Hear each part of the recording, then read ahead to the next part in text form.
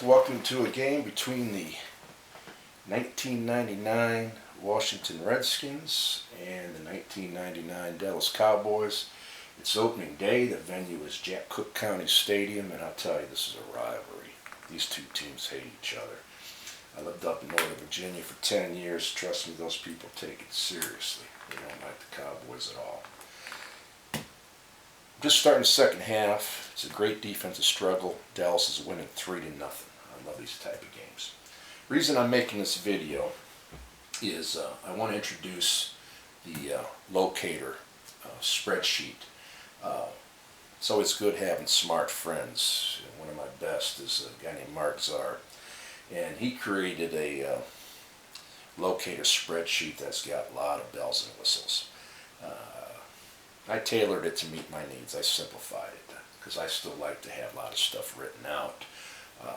I use my index cards quite a bit, and my index cards will have the receivers dice roll allocation, their index, and their yards per catch. So I like to use my index cards.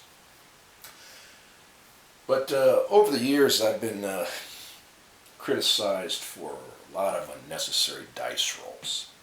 So, old dog learns new tricks. I want to streamline my process. In comes the spreadsheet. The only time now I actually roll the dice is for the play result. Okay, I have 3 tabs on this. I know you have trouble seeing it, but if you refer to my instructional video presentation, instructional PowerPoint presentation I did, you could see close-up screenshots. The spreadsheet has 3 tabs. The first tab is the input tab. That is where I enter the Fletch 67 ratings for both defenses. Okay, and if you look at this top row right here, Washington has the ball. This Fletch 67 rating is going to be the run and pass rating for the Cowboys. It's going to reference that. And then this is the output tab. This is where you see everything.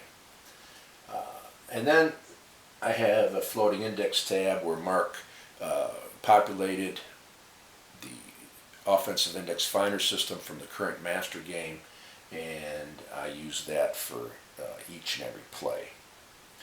Okay. So these are only used during neutral downs. What do I mean by neutral downs? Neutral downs is 1st and 10, 2nd and 10 yards or less, 3rd down, and 3 to 4 yards to get a 1st down. Anything else considered a situational down, and that's when I look down here, situational downs. Okay, everything that I do now is I let math decide a lot of things. What I mean by that is, over the years I've played a lot of different ways, but I always used to pick the runner, type of run, because I want to make sure that I'm getting the proper allocation. When you use a running back's card correctly, it's supposed to be 50-50, i.e. 5 inside runs, 5 outside runs. Now I let the dice control all that. All right, take for example, I got the Dallas Cowboys here. During the 1999 season, Emmitt Smith had 329 carries. Chris Warren had 99 carries. Rocket Ismail had 13 carries. And Robert Thomas had 8 carries. And what I did is I just put this in the dice range calculator and turned this into dice rolls. So Emmitt Smith, if I have a dice roll of 11 through 52, he's the ball carrier. If I have dice roll 53 to 64, Chris Warren's the ball carrier. 65, Rocket Ismail, 66, Thomas. So, let's say for example, I was using the Dallas. I'm not going to record this because right now Washington has the ball in the actual game. But Dallas is +4 in the run, and they're 0 even in the pass. So I go down here, change that to 4. You do this at the beginning of each series. Okay? Now, all I do is call a run play. Okay, Dallas is going to be in C index. That bounced off the offensive index finder system. Washington's in D alignment. The runner is 55. Well, that's Chris Warren. Falls in the 53 to 64 window. But I like to keep things 15-50, i.e. 50 inside, 50 outside run. So I always use the last digit, and if it's 1, 2, 3, it's an inside run. If it's 4, 5, 6, it's an outside run. So real quick, I know that C index, D alignment, Warren, it's going to be an outside run. I'd roll the dice, 13, 19, and then come here, CD, be a 4-yard pickup. Nice and simple. Okay, for pass plays. A lot of people make this mistake, and I've made this mistake for a lot of years. I remember when I was doing my 2011 replay a few years back, and somebody on the message boards pointed out that, hey, he says, you know, Greg, Cam Newton's rushing attempts is down. He says, yeah, I investigated. Yeah, he was right. Because I was making a big mistake. What the mistake was, is at that point in time, I was replaying, I would do everything off the box scores. I would try to mirror the box scores. So, like, you know, if Cam Newton had 34 pass attempts, I would highlight 34, and that's what I would try to get.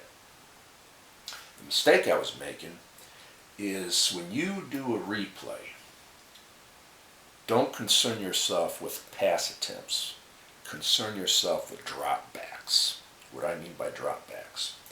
Dropbacks is pass attempts plus sacks plus rushing attempts. Okay? Now, in this replay here, I got Aikman 34, Brad Johnson 36. That is their annual dropback. So I don't mirror the box scores no more. I just go off their annual percent. Aikman started 14 games, added up his attempts, sacks, rushing attempts divided by 14, came up with 34. If you're a guy that likes to do the box scores, well, when you look at Pro Football Reference, you look at the box score, instead of just looking at the attempts, look at the attempts, and add any sacks, and then add any rushing attempts. So let's just say, for argument's sake, Aikman had 35 passing attempts, he was sacked 3 times, and he scrambled twice, put down a 40. Try to get that. Now, I always try to hit that number. If I go over, it's okay. I'm not going to pull a guy, especially in a close contest. I kind of manage it over the course of the season. But that's it for this video, and I'll take over with actually playing a little bit in the next one.